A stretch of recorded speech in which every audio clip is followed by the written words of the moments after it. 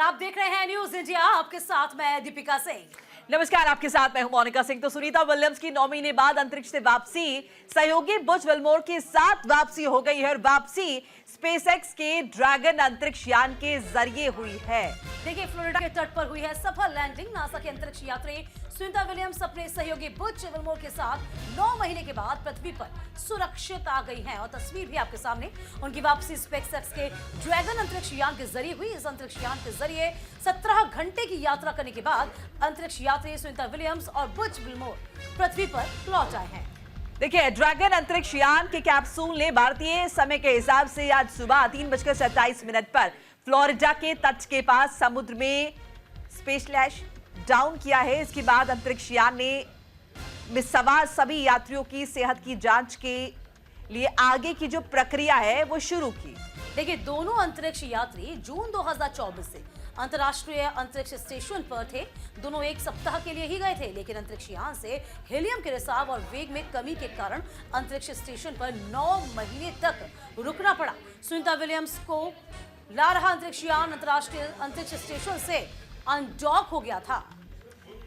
तो देखिए, फ्लोरिडा के तट पर सफल लैंडिंग हो गई है। जिस घड़ी का इंतजार था वो घड़ी आ गई है। 3:27 का वक्त रहा सुबह का और सुनीता विलियम्स 9 महीने के लंबे अंतराल के बाद घर लौट आई हैं। देखिए, एक ऑपरेशन था जो कि 9-10 दिन का था, लेकिन उसमें कितना लंबा वक्त लग गया तकनीकी खराबी के चलते।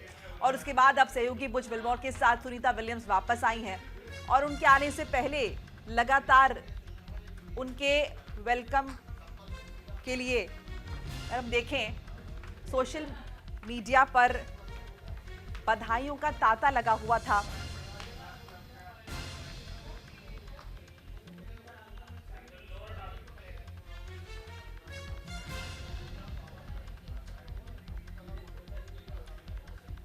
तो सुनीता विलियम्स की घर वापसी हो गई है और जैसा कि जिक्र हम कर रहे हैं, 9 महीने 13 दिन बाद अंतरिक्ष से वापस लौटी हैं सुनीता विलियम्स।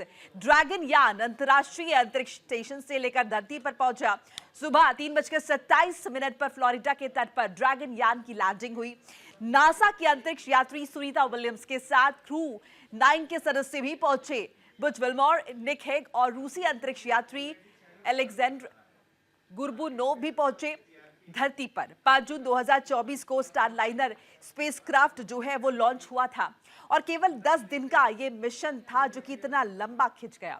अंतरिक्ष यात्री अंतरिक्ष यान में तकनीकी खराबी की वजह से वापस जो है आने में उन्हें मुश्किलें हुई और स्पेसएक्स को एस्ट्रोनॉट्स को वापस लाने की जिम्मेदारी दी गई, जिसे अब बखूबी उनके द्वारा निभाया गया और सफल लैंडिंग जो है वो सुनीता विलियम्स की अपने साथी बुच विल्मोर के संग जो है हो गई।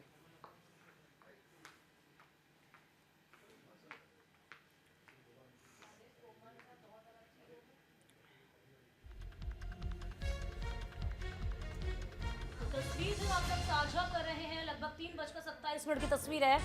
9 महीने के बाद किस तरीके से सुनीता विलियम घर वापसी की है। ये वो जगह फ्लोरिडा का तट जहां पर पहुंची हैं, उसी जगह पहुंचना था। और देखिए, बहुत चैलेंजिंग होता है किस तरीके से स्पेस से वापस आना भी, और ये तस्वीरें आप तक हम पहुंचा रहे हैं। तो सफल लैंडिंग हुई है।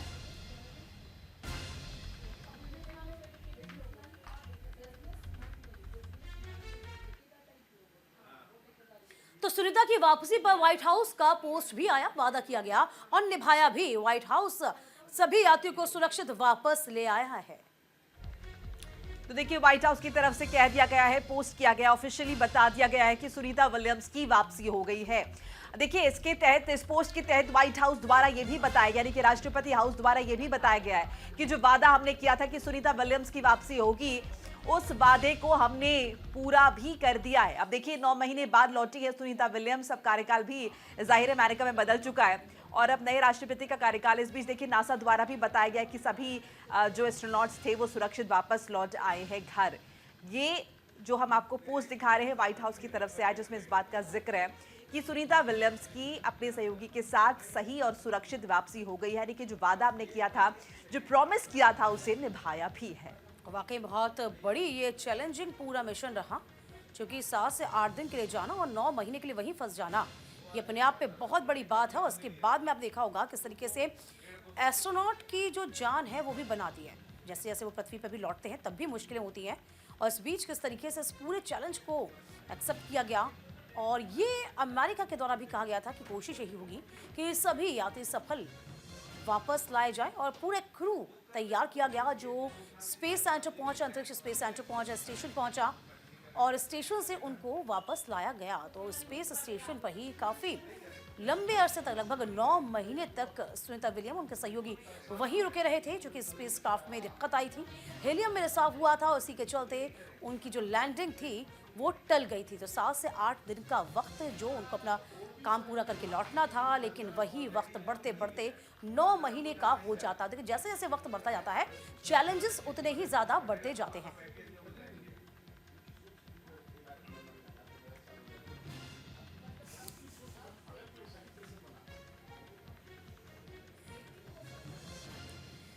तो सुनीता विलियम की वापसी पर व्हाइट हाउस का पोस्ट, उस बीच गौहर रजा हमारे साथ बने हुए हैं, अंतरिक्ष वैज्ञानिक हैं। बहुत स्वागत है आपका गौरव रजा जी। और देखिए ये वाकई में धरती पर सुनीता विलियम का आना किसी चैलेंज से कम नहीं था, जो हम कह सकते हैं एक्सेप्ट भी किया गया और उसे पूरा भी किया गया। बिल्कुल आप सही कह रही हैं कि ये बड़ा चैलेंज होता है और हर बार ही डॉकिंग, अनडॉकिंग, री एंट्री, जिसे हम कहते हैं स्पेस में, अपने वायुमंडल में, और फिर जो फ्लोरिडा में ये नीचे उतर के जो हमारा सी में उसका सही तरीके से उतर जाना, ये 4 जो स्टेप्स होते हैं ये बहुत महत्वपूर्ण होते हैं और किसी भी चमत्कार से कम नहीं होते। आज भी जो हमारे पास टेक्नोलॉजीज हैं उसमें इन 4 स्टेप्स में बेहद ध्यान की ज़रूरत होती है। जी। ये समझ लीजिए कि बहुत तेज़ी से कोई कार अगर जा रही है 300-400 किलोमीटर पर आवर की स्पीड से, उसके साथ किसी दूसरी कार को जोड़ना, ये एक मुश्किल काम होगा धरती के ऊपर भी। यानी दूसरी कार शुरू की आपने, वो बहुत तेजी से उसके पास गई, उसके साथ जुड़ी, इसमें से निकल करके यात्री दूसरी कार में बिठाए गए उस स्पीड के ऊपर, तो ये धरती के ऊपर भी बहुत चैलेंजिंग होगा। लेकिन हम 300 किलोमीटर की बात नहीं कर रहे हैं, जी। हम बहुत तेज चकराते हुए लैब की बात कर रहे हैं जो हमसे बहुत दूर है। तो यहाँ पर इन स्पीड्स के ऊपर, उन टेम्परेचर्स के ऊपर, यानी जो बहुत कम टेम्परेचर है, जो तापमान है अंतरिक्ष में वो बहुत कम तापमान है और वहाँ पर वैक्यूम बहुत ज़्यादा है, यानी हवा नहीं है, वायुमंडल नहीं है और वहाँ ग्रेविटी भी नहीं है। राइट। तो इसको हम डॉकिंग कहते हैं। यहाँ से कैप्सूल गया, उड़ान भरी, वहां पहुंचा, वहां दोनों की स्पीड बराबर हुई, गति को बराबर किया गया, वो साथ में मिले दोनों दोनों बहुत कम टेम्परेचर पे हैं इस वक्त, और ये समझिए कि वैक्यूम है तो खोले नहीं जा सकते जब तक कि बिल्कुल सही तरीके से जुड़ ना जाएं। फिर उनके बीच के दरवाजे खुले, जी। फिर इधर से उधर जाना जहां ग्रेविटी नहीं है, फिर उनका बंद होना और फिर अलग होना, जिसको डी डॉकिंग कहते हैं, अनडॉकिंग कहते हैं। तो अलग होने के बाद उसकी री एंट्री हो जाना, यानी उसकी स्पीड कम होगी पहले, तब वो धरती की तरफ आना शुरू होगा, जिस कैप्सूल के अंदर सुनीता विलियम्स और उनके 3 साथी मौजूद हैं। वो री एंट्री जैसे ही शुरू होगी वैसे ही बाहर का तापमान बढ़ना शुरू हो जाएगा। हम देखते रहते हैं कि टूटते हैं तारे रात को, तो जो एंटर होते हैं टूटने वाले तारे, वो उनका तापमान धीरे धीरे इतना बढ़ता है, इतनी तेजी से बढ़ता है कि वो जल जाते हैं, तो वो हम तक नहीं पहुंचते हैं ज्यादातर। अब अगर यहाँ तापमान बाहर सरफेस पे बढ़ रहा है और वो तापमान अंदर तक पहुंच जाए तो हमारा पूरा मिशन फेल हो जाएगा और जिंदगी खतरे में पड़ जाएगी। और हमने देखा था कि कल्पना चावला के केस में यही हुआ था कि बाहर का तापमान बढ़ा, जो प्लेट्स थी बाहर की वो टूटना शुरू हुई और उसके बाद वो पूरा मिशन खत्म हो गया, जान खतरे में पड़ गई और उनकी हत्या हो गई उसमें। बिल्कुल। तो हम देखते हैं कि वहां से धरती के अंदर एंट्री होने के बाद गिरना, उसका आना और उसको वहां से बाहर निकलना। लेकिन सिर्फ यही बात नहीं है, मिशन के अंदर एक खास बात ये थी कि 9 दिन 10 दिन के लिए भेजी गई एस्ट्रोनॉट्स जो हैं उनको वहां 9 महीने रुकना पड़ा। रजा बात ये साहब, इसमें एक इंटरेस्टिंग बात हम आपसे ये भी समझना चाहेंगे, बहुत अच्छे तरीके से आप समझा रहे हैं कि एक आम इंसान जो कि वैज्ञानिक नहीं है, जिसका साइंस बैकग्राउंड नहीं है, लेकिन बहुत अच्छे से समझ सकता है। सो ये भी जैसे कि 9 दिन का वो मिशन रहा और इतना लंबा खींच गया, सो वो सर्वाइवल किस तरह से रहा होगा? क्या इसके लिए बैकअप प्लान्स होते हैं या उस टाइम पे एस्ट्रोनॉट्स किस तरह से मैनेज करते हैं? उनकी जो फिजिकल कंडीशंस है, क्योंकि जाहिर है जोग्राफिकल कंडीशंस, क्लाइमेटिक कंडीशंस बहुत डिफरेंट है, जैसे कि आप लगातार जिक्र भी कर रहे हैं। सो वो सर्वाइवल किस तरह का रहता है, वो क्या एक्सपीरियंसेस होते होंगे, वो भी अगर आप समझाएं तो। जी, लैब के अंदर जो जो इंतजामात होते हैं उसमें जाहिर है कि वो लैब तो इंटरनेशनल प्रोजेक्ट है, बहुत सारे देशों ने मिला करके वो लैब बनाई है। सबसे पहली लैब जो बनाई थी वो सोवियत यूनियन ने बनाई थी और एक अद्भुत बात ये है कि वो उस दिन लौटी हैं जिस दिन जिससे एक दिन पहले यानी 18 तारीख को, वहाँ 19 तारीख है को लौटी हैं। 18 तारीख को पहली बार सोवियत यूनियन के एक एस्ट्रोनॉट ने स्पेस वॉक की थी। पहली बार इंसान ने स्पेस वॉक कल के दिन की थी, तो जाहिर है कि वो एक बड़ा दिन है अंतरिक्ष विज्ञान के लिए। और उसके एक दिन बाद सुनीता विलियम्स और उनके 3 साथी लौट रहे हैं, बुच और बाकी लोग लौटे हैं और सेफली लौटे हैं। तो ये समझना ज़रूरी है कि वहाँ इंतज़ामात लंबे अरसे के लिए किए जाते हैं। ये कभी भी हो सकता है कि वहाँ रुकना पड़ जाए, जैसा हुआ अभी। सबसे लंबा समय जो गुजरा है किसी एस्ट्रोनॉट का, वो 1 साल से ज़्यादा का समय है। अब जो आप बात समझने की कोशिश कर रही हैं, तो ये समझिए कि एस्ट्रोनॉट्स को तैयार किया जाता है कई चीज़ों के लिए। एक तो ये कि वहाँ पर किस तरह से ज़िंदगी गुजरेगी, उसके लिए तैयार किया जाता है। लेकिन सुनीता विलियम्स जो थीं, वो उनको एक्सपीरियंस था पहले इसका पूरी तरह से तैयार, और बुच को भी था। दोनों जो एस्ट्रोनॉट हैं उनको पुराना एक्सपीरियंस था जाने का स्पेस में। तो उनको तैयार किया गया था 9 दिन के लिए। 2 तरह की तैयारियां हैं। एक तो डाइट्स की जिनकी आप बात कर रहे हैं, दोनों की एज ज़्यादा है। एस्ट्रोनॉट्स वो यंग एस्ट्रोनॉट्स नहीं हैं, दोनों की एज ज़्यादा है, कई बार गए हैं वो। तो एक तो एज का फैक्टर है इसके अंदर। दूसरे ये है कि जब 9 दिन के लिए तैयार किया गया है, आपको मानसिक तौर पे और बॉडी के तौर के ऊपर वहाँ प्रोविजंस मौजूद हैं, यानी उनके खाने पीने रहने की चीज़ें मौजूद हैं, पर कपड़े नहीं मौजूद थे उनके। तो वो एक और भी मसला था। लेकिन सबसे ज़्यादा जो जो अहम बात होती है वो ये होती है कि अगर आप 9 महीने वहाँ पर मौजूद हैं, तो आपकी बॉडी के ऊपर और माइंड के ऊपर, यानी ब्रेन के ऊपर, दोनों के ऊपर असर की लंबी स्टडीज की गई हैं कि क्या जीरो ग्रेविटी के ऊपर जब इंसान होता है अंतरिक्ष के अंदर, तो उसके बदन के ऊपर, उसके मसल्स के ऊपर, उसके अंदर जो क्रिया चल रही है, हार्ट, ब्रेन वगैरह, इनके ऊपर क्या असर पड़ता है। और हमें ये मालूम है कि मसल्स वीक होते हैं वहाँ पर।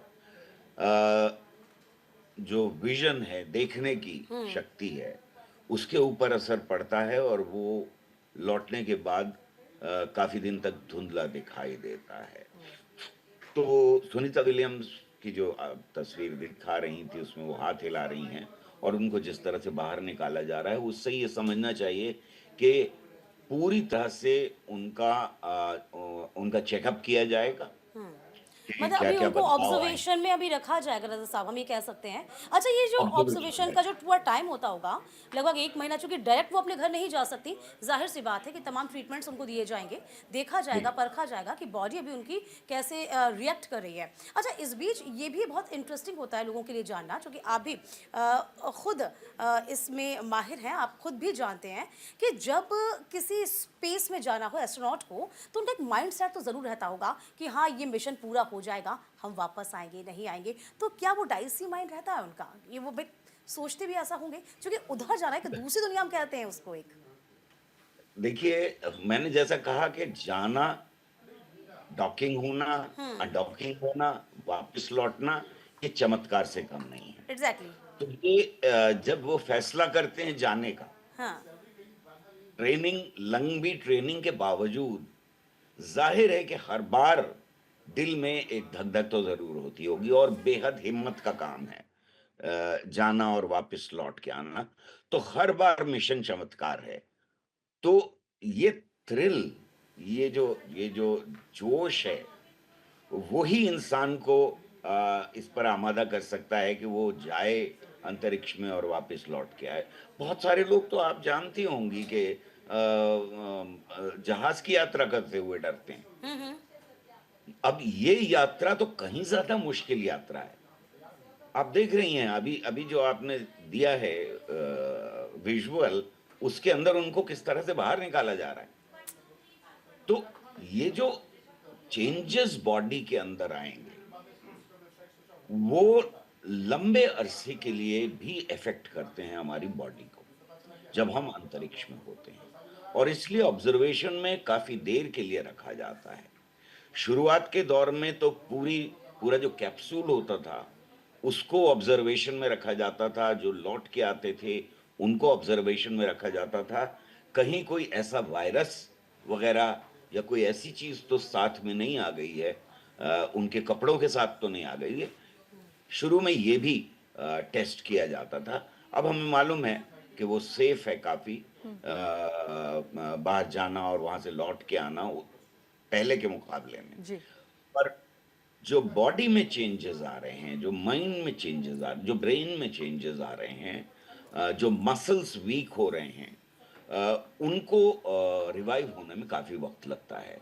और इस वजह से ये जो जो जो जो ऑब्जर्वेशन में रखने का पीरियड है वो बहुत जरूरी पीरियड है हर एक एस्ट्रोनॉट के लिए। अच्छा रजा साहब, आपने जिक्र किया कि तब्दीलियां आती हैं और आपने विजन की बात कही कि विजन धुंधला होता है, कई बार बहुत लंबे वक्त तक भी ये रहता है। तो ये भी समझना चाहेंगे और क्या क्या तब्दीलियां, क्योंकि बहुत सारी बातें अभी जो है लगातार वायरल भी हो रही हैं, उसमें बहुत सारे मिथ्स भी होंगे। सो मैं आपसे जानना चाहूँगी कि टू बी वेरी एग्जैक्ट और क्या क्या तब्दीलियाँ होती होंगी।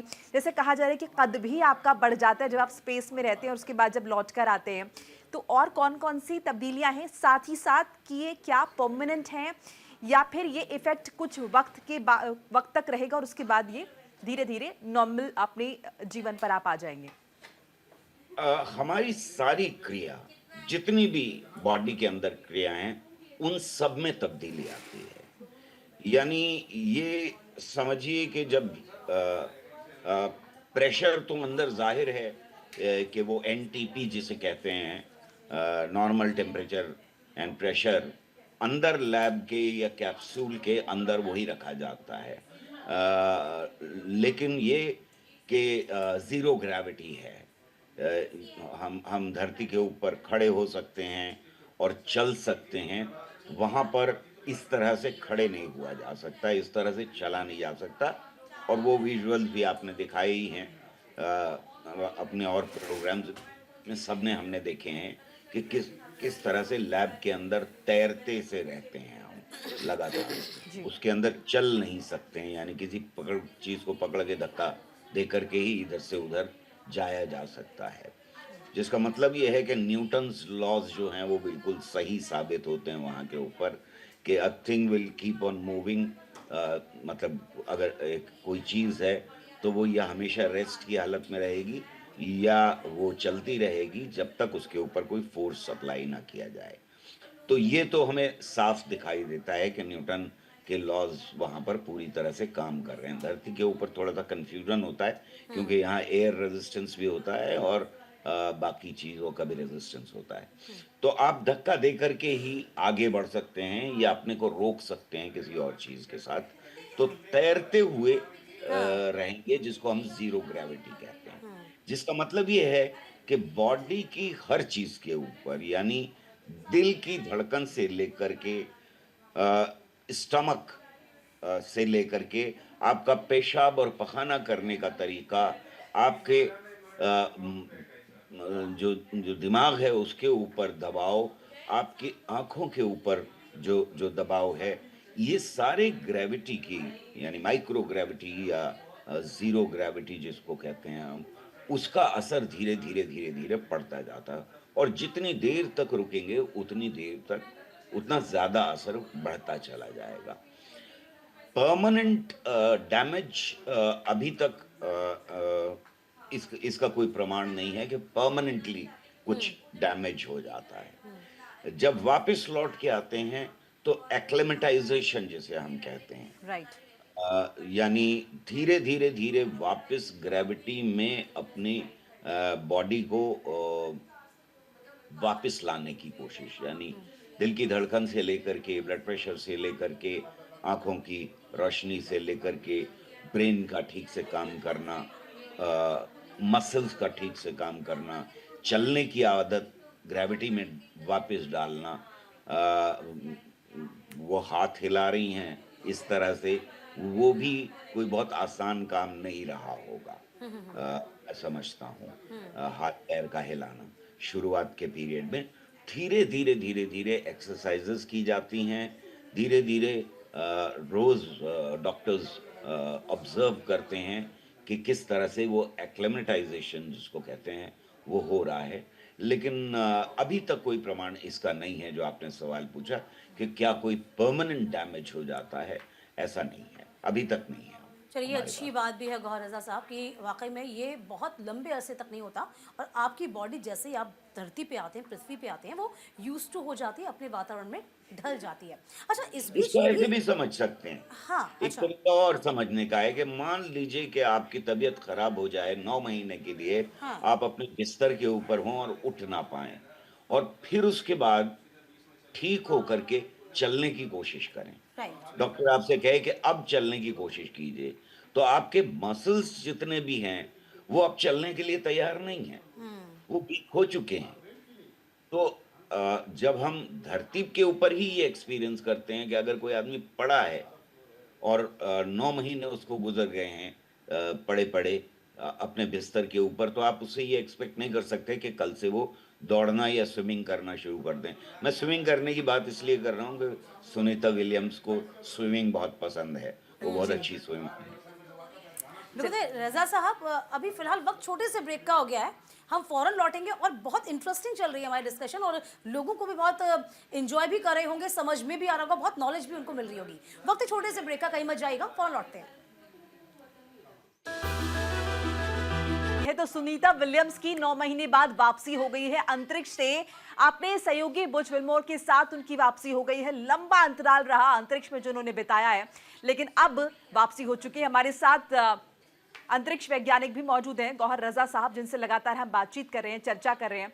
रजा साहब, वापसी हो गई है सुनीता विलियम्स की और लगातार हम ये चर्चा भी कर रहे थे कि एक्सपीरियंस उनके क्या रहे हैं। देखिए, साथ साथ ये भी समझना चाहेंगे, हमने तब्दीलियों की बात की कि बहुत सारे ऐसी तब्दीलियां, ऐसे चेंजेस उनकी बॉडी में देखे गए होंगे। इससे पहले मैंने कद को लेकर भी आपसे एक सवाल पूछा था कि इसे लेकर भी लोग जाहिर है बहुत एक्साइटेड हैं कि वाकई में कद भी बढ़ जाता है, और अगर ये तब्दीली होती है तो ये कितनी तकरीबन होती होगी रफ नोट पे? कद में बहुत ज़्यादा तब्दीली नहीं होती है, जी। उसको बहुत ज़्यादा एग्ज़ैजरेट किया गया है। लेकिन जब मसल्स वीक होने शुरू होते हैं और हड्डियों के बीच के मसल्स वीक होते हैं, तो उसकी वजह से हमारे बॉडी के अंदर एक्सपेंशन शुरू हो जाता है, जहाँ-जहाँ हड्डियों में फैलाव। हड्डियों के बीच के एरिया में जो फैलाव आता है उसकी वजह से वो ऑब्जर्व किया गया है जो लंबे अरसे जितने एस्ट्रोनॉट्स गए हैं। लेकिन मैं यहाँ एक और चीज समझाना चाहता हूँ जी। अपने दर्शकों को, आपके दर्शकों को, कि एक चीज होती है जो हमें इंजीनियरिंग में पढ़ाई जाती है, स्ट्रक्चरल इंजीनियरिंग में भी पढ़ाई जाती है, जिसे हम टॉलरेंस कहते हैं। टॉलरेंस का मतलब ये होता है कि कितनी गलती बर्दाश्त की जा सकती है। यानी कोई चीज हम बनाने चलें, अगर चारपाई बनाने चलें तो हम उसका पाया जो है वो 1 2 3 4 पाए में कितना फर्क हम बर्दाश्त कर सकते हैं। हम 1 फीट का अगर पाया बना रहे हैं, सारे 1 फीट के बनने हैं, तो उसमें हम 1 इंच का क्या गलती बर्दाश्त कर सकते हैं? शायद नहीं कर सकते। उससे कम का बर्दाश्त करेंगे। पर जब हम अंतरिक्ष विज्ञान की बात कर रहे हैं, यानी वहां पर अगर एक स्क्रू को कहीं पर टाइट होना है, तो ये जो टॉलरेंस है वो उसकी लिमिट्स कहीं ज्यादा कम हो जाती हैं। उनको परफेक्ट, ऑलमोस्ट परफेक्ट होना पड़ता है। जिसका मतलब ये है कि जब जिस डॉकिंग की मैं बात कर रहा था, वहां पर आप जरा सा भी टॉलरेंस जो है वो इतना कम होगा कि आप गलती बर्दाश्त नहीं कर सकते हैं। और जो कॉम्प्लिकेशन शुरू हुई थी, जिसमें हीलियम लीक करती हुई दिखाई दी थी और थ्रस्टर्स के अंदर प्रॉब्लम आ गई थी, तो वो बर्दाश्त से बाहर थी, यानी टॉलरेंस के बाहर थी। जिसका मतलब ये हुआ कि उस जरा सी प्रॉब्लम के साथ उनको वापस लाना उस व्हीकल के अंदर, उस कैप्सूल के अंदर, जिंदगी के लिए खतरा हो सकता था, पूरे मिशन के लिए खतरा हो सकता था। इसलिए 9 दिन का जो पीरियड था वो बढ़ करके 9 महीने में बदल गया। यानी अब आपको तैयार करना होगा दूसरा व्हीकल जो ऊपर जाए, जिसमें किसी तरह की लीक नहीं बर्दाश्त की जा सकती। वो तैयार होगा, यहाँ से ऊपर जाएगा, वहां से उनको डॉकिंग होगी, और वो डॉकिंग परफेक्ट होनी चाहिए, कोई लीक नहीं होनी चाहिए, थ्रस्टर्स को ठीक से काम करना चाहिए। थ्रस्टर्स वो होते हैं जो वहां पर हाँ, एक बात और समझ लीजिए, थ्रस्टर्स की जब बात निकली है कि वहां पर जिस न्यूटन लॉ की बात कर रहा था मैं, जब कोई चीज चल रही है, एक गति से चल रही है, तब हमको किसी तरह के ईंधन की जरूरत नहीं, ओके। यानी वो चलती रहेगी उस गति से।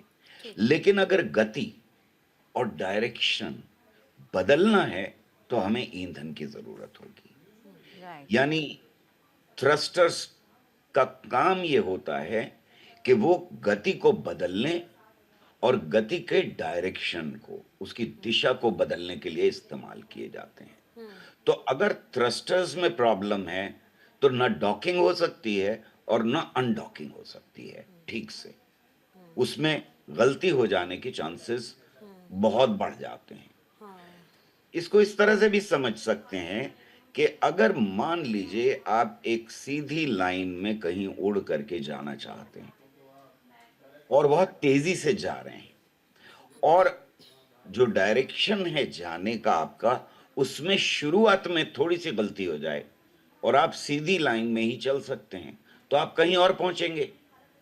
ये हमारे मिसाइल्स में हमको बहुत मालूम है कि अगर टारगेट तक पहुंचना है तो मिसाइल को सही दिशा में शुरुआत से ही होना बहुत जरूरी है। क्योंकि कुछ मिसाइल्स ऐसे हैं जिनकी दिशा नहीं बदली जा सकती। अब हमने ऐसे भी मिसाइल्स बना लिए हैं जिनकी दिशा रास्ते में बदली जा सकती है, पर पहले ऐसे मिसाइल नहीं थे। गोली चलेगी तो वो अगर गलत डायरेक्शन में चली है तो गलत जगह ही जाके लगेगी।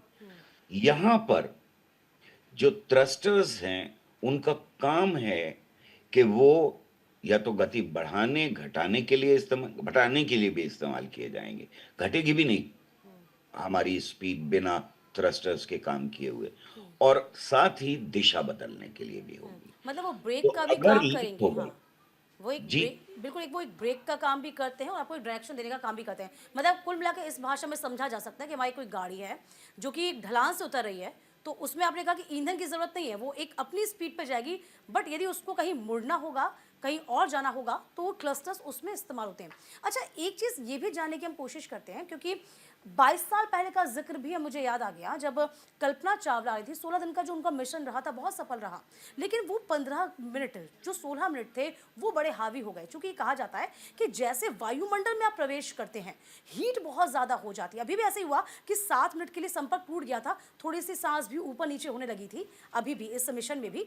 तो उस बिल्कुल। वक़्त ये जो स्पीड होती है वहाँ से आना और वायुमंडल पृथ्वी के अंदर प्रवेश करने का जो बीच का रास्ता होता है, वो कितना मुश्किलों भरा होता है।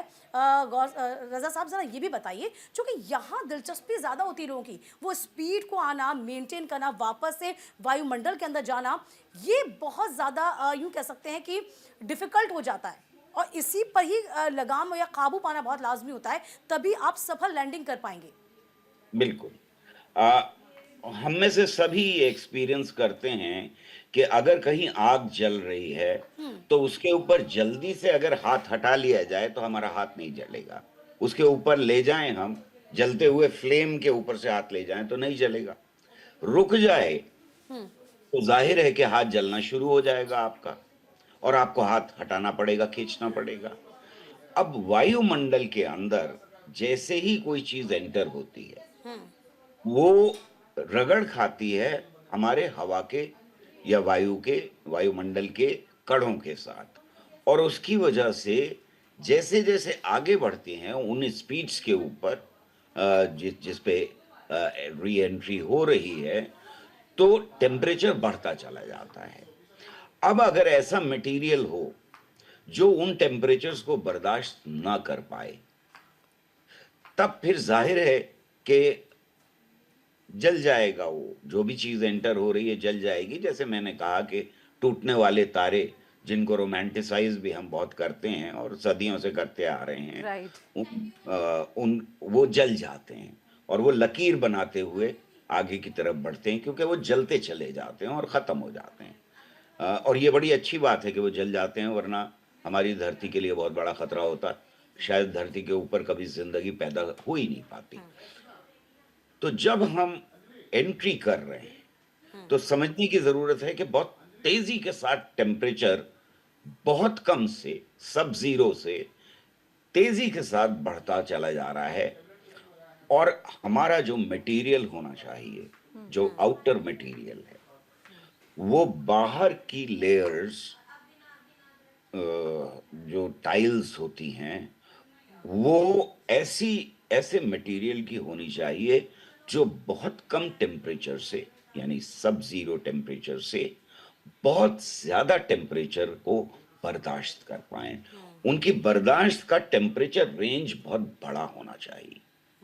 अगर मान लीजिए जो हुआ था कल्पना चावला वाले केस में कि पहले एक टाइल अ, अ, गड़बड़ हुई, वहाँ टेम्परेचर वो बर्दाश्त नहीं कर पाई, उसके बाद एक टाइल्स उखड़ती चली गईं और वो पूरा का पूरा मिशन बर्बाद हो गया। वहाँ ज़िंदगी खतरे में पड़ गई उन लोगों की और हमें मालूम है कि वो क्या सानहा हुआ था, वो बहुत दुखद घटना थी।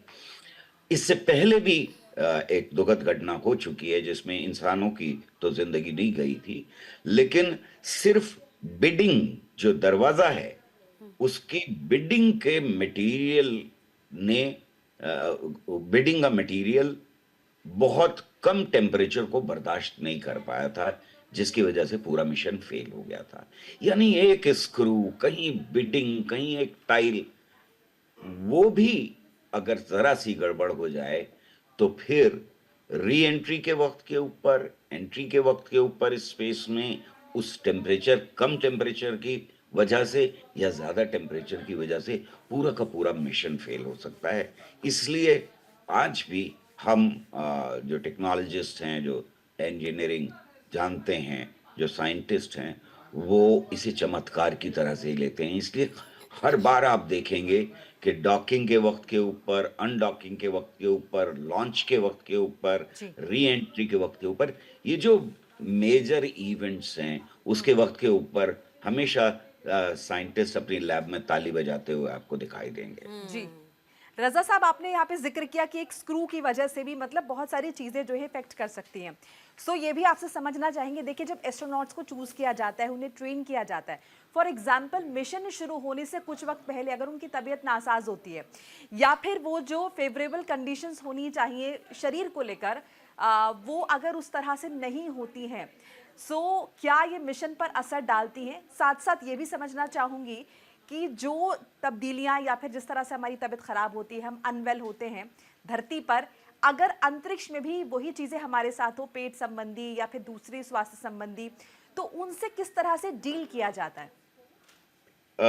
आप बिल्कुल सही सवाल पूछ रही हैं, लेकिन अ, सिर्फ यही नहीं है। एक तो ट्रेनिंग का हिस्सा होता है, और बड़े लंबे अरसे तक ट्रेनिंग का हिस्सा होता है, और धरती के ऊपर ज़ीरो या माइक्रो ग्रेविटी के ऊपर उनको ट्रेन किया जाता है जो एस्ट्रोनॉट्स होते हैं, और बड़े लंबे अरसे तक किया जाता है। उनकी एक्सरसाइज़ेज़ जो होती हैं, वो ट्रेनिंग का पार्ट होती हैं, और ज़ीरो ग्रेविटी के ऊपर चलना जो वहाँ होगा, जिस तरह से तैरने वाली कंडीशंस पैदा की जाती हैं, तो ये तो एन्श्योर करने की कोशिश की जाती है पूरी तरह से कि उनकी तबीयत किसी भी तरह से खराब ना हो। परफेक्ट हेल्थ में वो पूरा पीरियड गुज़ारें। हाँ। लेकिन ज़ाहिर है कि इसकी इवेंचुअलिटी हो सकती है, और उसकी पूरी तैयारियाँ होती हैं वहाँ पर कि किसी तरह की कोई बीमारी ना होने पाए। यानी इन्फेक्शन तो ज़ाहिर है कि वहाँ पर बिल्कुल ऐसे वातावरण क्रिएट किया जाता है जिसमें इन्फेक्शन ना हो सके। इसके बावजूद कि हम बहुत सारे बायोलॉजिकल एक्सपेरिमेंट्स वहाँ पे कर रहे हैं अब।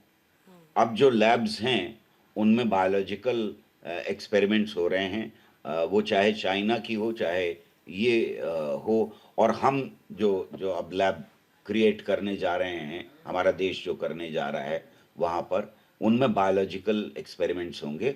पर इसका ध्यान रखा जाता है कि इन्फेक्ट करने वाली चीज़, इंसान के बदन को इन्फेक्ट करने वाली चीज़ कोई वहाँ ना पहुँचने पाए। इसलिए पूरी तरह से जब भेजते भी हैं, तो पूरी तरह से सैनिटाइज़ करके ही भेजा जाता है। यानी इसकी कोई पॉसिबिलिटी नहीं रखी जाती कि जो कपड़े हैं, जो एंट्री हो रही है अंदर कैप्सूल के, धरती के ऊपर मैं कह रहा हूँ, जब एंट्री हो रही है, तो इसका पूरा ख़्याल रखा जाता है कि अंदर किसी भी तरह का कोई इन्फेक्शन ना हो। तो ये सारी चीज़ें तो रखी जाती हैं। हुँ। अच्छा लेकिन हाँ। इसके साथ-साथ लास्ट मोमेंट तक, जैसा मैंने कहा कि हर चीज़ चेक होना बहुत ज़रूरी है। हमारे देश में भी बहुत सारे मिशंस में हमने ये देखा है, और आम आदमी ने तक ये खबर आप लोगों के द्वारा पहुँची है कि मिशन को डिले कर दिया गया। हुँ। थोड़ा-सा आगे बढ़ा दिया गया। राइट। यानी कि जो कंप्यूटर से अब आज के दौर में, जो शुरुआत में तो कंप्यूटर उतना था भी नहीं, जब यूरी गगारिन गए थे तो कंप्यूटर तब तक बना भी नहीं था।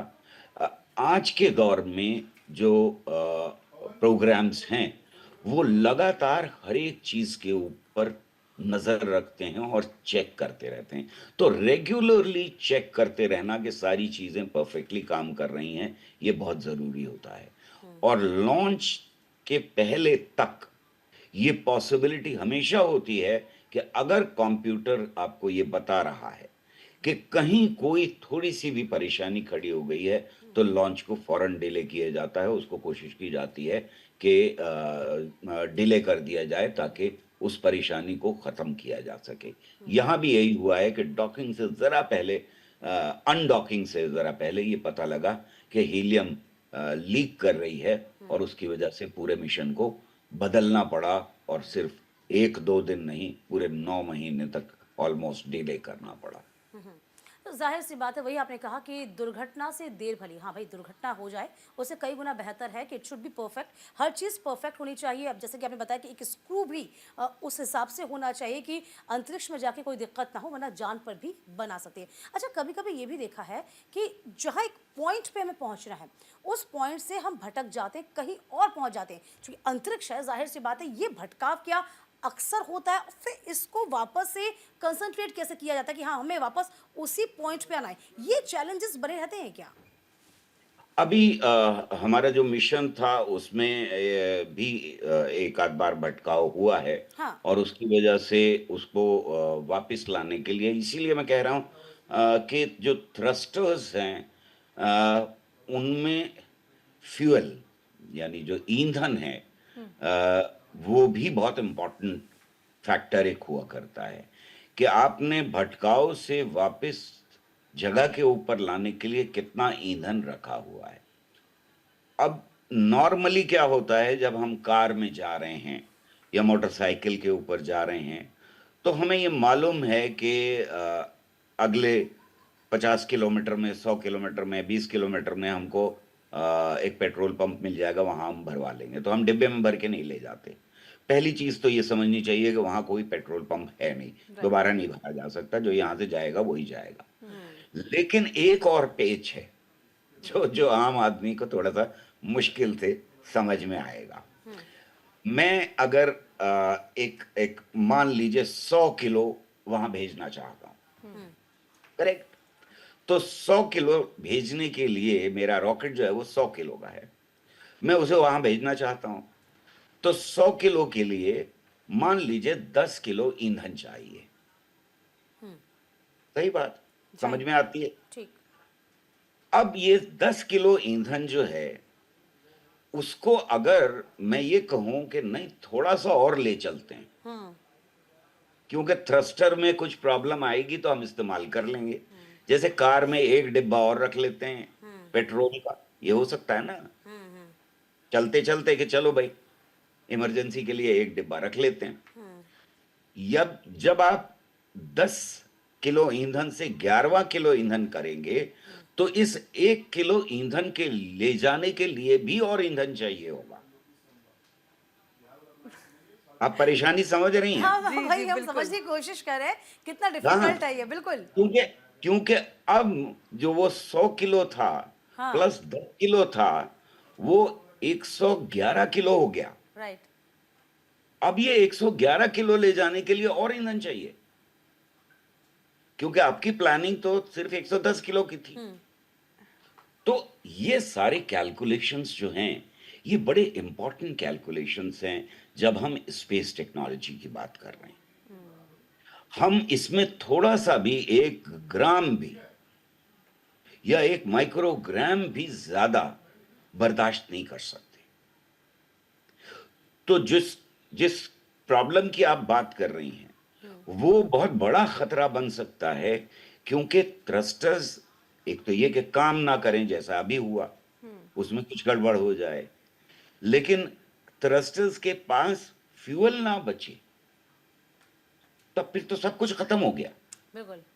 फिर तो आप कभी उनको मिला ही नहीं सकते। हाँ। राइट। जिस डॉकिंग की अभी हमने सक्सेसफुली डॉकिंग और अनडॉकिंग की है, उसमें थोड़ी सी परेशानी आई थी।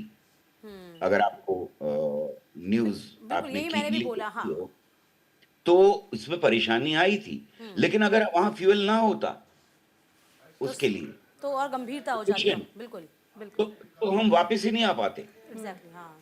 क्योंकि वापस आने के लिए उस थ्रस्टर में जितना फ्यूल रखा गया है, जिस तरह से उसको प्लान किया गया है, अगर सिर्फ हमें वहां पर डायरेक्शंस बदलने के लिए ज्यादा फ्यूल इस्तेमाल करना पड़ जाए, तो हम वापस नहीं आ सकते।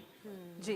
तो ये सारी चीजें जो हैं वो प्लानिंग का हिस्सा होती हैं, और इनमें जिस बात को मैं कह रहा हूं, अगर टॉलरेंस समझ में आ जाए तो ये समझना आसान हो जाएगा कि यहाँ टॉलरेंस बहुत कम है, यानी बर्दाश्त बहुत कम है।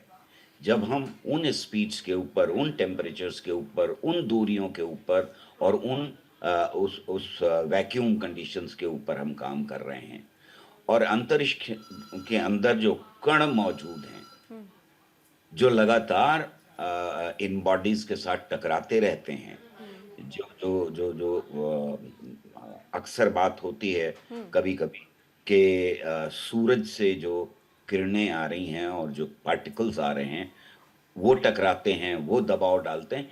इन सारी चीज़ों को ध्यान में रखना बहुत ज़रूरी होता है। बिल्कुल। रज़ा साहब, ये भी आपसे हम समझना चाहेंगे। देखिए, आपने बताया कि किस तरह से वहाँ पर एडजस्टमेंट्स करने पड़ते हैं या फिर प्रिपरेशंस प्लानिंग होती है। देखिए, हम जिस ऑपरेशन की बात करें, जिस मिशन की बात करें, 9 दिन का मिशन था और 9 महीने से ज़्यादा का वक़्त बीत चुका है।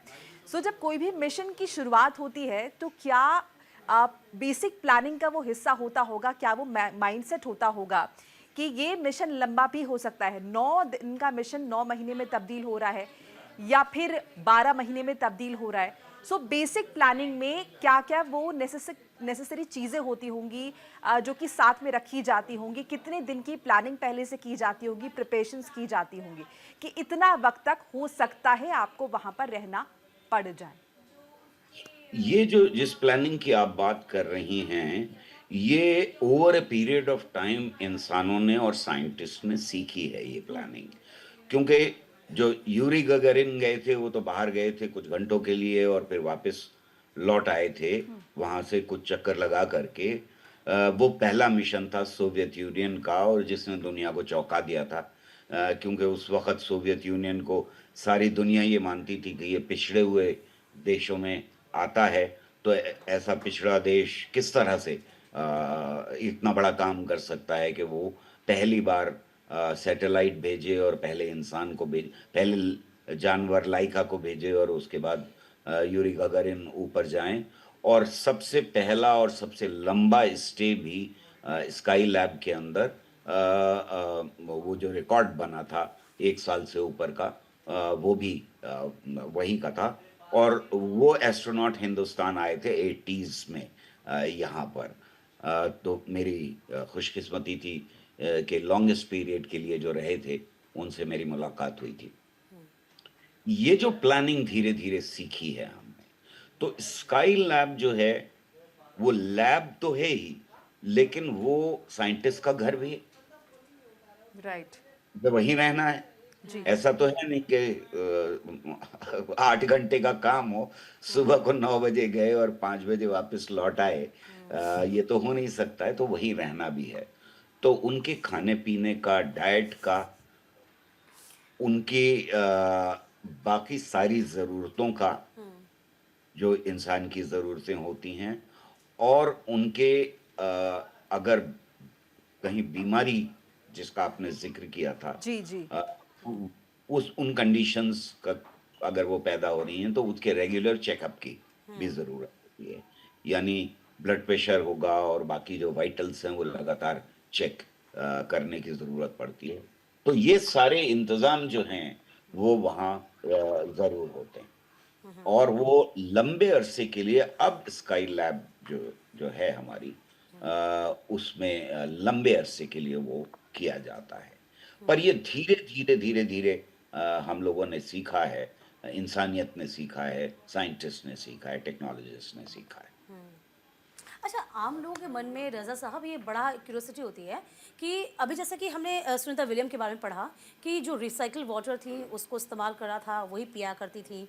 खाना भी बहुत वैसा ही खाते थे। जो डाइट होता है, जो डाइट का ज़िक्र आया, ज़ाहिर-सी बात है वहाँ आपको सर्वाइव करना है। तो डाइट किस तरह की होती होगी? किस तरह का वो भोजन लेते होंगे जो उनको डाइजेस्ट हो जाए प्रॉपर, दिक्कतें पैदा ना हों? तो ये तमाम चीज़ें कैसे? चूँकि ये हम लोग बहुत जानने के उत्सुक होते हैं कि उनकी डाइट भी क्या हमारी डाइट से बिल्कुल अलग हो जाती है क्या उस वक़्त? बिल्कुल सही कह रही हैं आप। जो पानी है वो वहाँ पर लिमिटेड है। हाँ। राइट तो पानी का सर्कुलेशन उसका सर्कुलेशन इस तरह से कि उसको फिल्टर वापस कर लिया जाए और उसी को ही इस्तेमाल किया जाए हम भी यहाँ करते हैं ना अब धरती के ऊपर बहुत पानी को लेकर के वातावरण के साथ बहुत सारी बातें हो रही हैं कि जो सीवर का वाटर है वो हम इस्तेमाल करते हैं ट्रीट करके अभी अपने पेड़ों को खेतों को देने के लिए या बाग को देने के लिए इस्तेमाल करते हैं वहां पर पानी की एक बूंद भी बहुत इंपॉर्टेंट है हुँ। तो जो आपके पेशाब से पानी निकल रहा है उसको फिल्टर करके रिसाइकिल करना हाँ। जरूरी है के बिना काम नहीं चल सकता, पानी लिमिटेड है। खाने में भी एक चीज याद रखनी चाहिए हमको कि जो यहाँ पर हम किस तरह से खाना खाते हैं। अगर हमने ग्लास को लिया और ऐसे करके किया तो हमारे मुंह में पानी चला जाता है, अपने आप चला जाता है। राइट। वहां पर अपने आप नहीं जाएगा। ना तो कहीं और चला जाएगा, और वो आप भी उल्टा जाएगा। कर दीजिए ग्लास को, वो ग्लास के Exactly, अंदर ही वो कहीं- रहेगा, क्योंकि ग्रेविटी तो है नहीं। राइट। आप ये बात समझ रही हैं बिल्कुल, कि वो बिल्कुल। पीना कितना मुश्किल है। बिल्कुल। सिर्फ यही नहीं कि वहां पानी का होना और हर बूंद इम्पोर्टेंट है, बल्कि उसका पीना भी मुश्किल है। तो पीने के तरीके बदल जाते हैं, आपकी जिंदगी की हर चीज वहां जाकर के बदल जाती है। खाने में भी आपको ज्यादातर लिक्विड डाइट का इस्तेमाल किया जाता है, लेकिन और भी खाना होता है वहां पर जो खाया जाता है, जो सॉलिड फूड भी है और वो भी है। तो अगर आपको लिक्विड डाइट पीनी है तो आपको उसको दबाना पड़ेगा, जी। अब वो आपके मुंह के अंदर जाएगी, तब आप पी सकते हैं या खा सकते हैं। इसी तरह से अगर बहुत इंटरेस्टिंगली गौहर रजा साहब आप बता रहे हैं, वक्त की कमी पड़ गई है लेकिन मन कर रहा है आपको सुनते जाएं, क्योंकि बहुत सरल तरीके से और जो एग्जाम्पल्स आपने दिए हैं, जो लोग इस बैकग्राउंड के नहीं भी हैं, हम पूरी उम्मीद कर रहे हैं कि आपके माध्यम से, चैनल के माध्यम से उन तक की तमाम और अभी बातें कह और रहे हैं रोचक तथ्य पहुंच पाए होंगे। मोनिका के दिमाग में भी और मेरे माइंड में भी रजा साहब ऐसा हो गया कि वो पूरा स्पेस घूम रहा है, हम एक जर्नी पे हैं, हम वो तमाम चीज खुद देख रहे हैं, ऐसा हमको फील आने लगा था। वो आपने बहुत बेहतर तरीके से समझाया। चलिए गौहर रजा साहब, बहुत बहुत शुक्रिया हमारे साथ जुड़ने के लिए और तमाम बातें बखूबी समझाने के लिए। तो सुनीता विलियम्स की वापसी हो चुकी है और इस पर तमाम बधाइयों का तांता भी लग रहा है, सोशल मीडिया भी लगातार पटा हुआ है। पल पल की अपडेट हम भी आपके साथ साझा करें। इस बुलेटिन में फिलहाल इतना ही। लगातार खबरों के लिए आप देखते रहिए न्यूज़ इंडिया।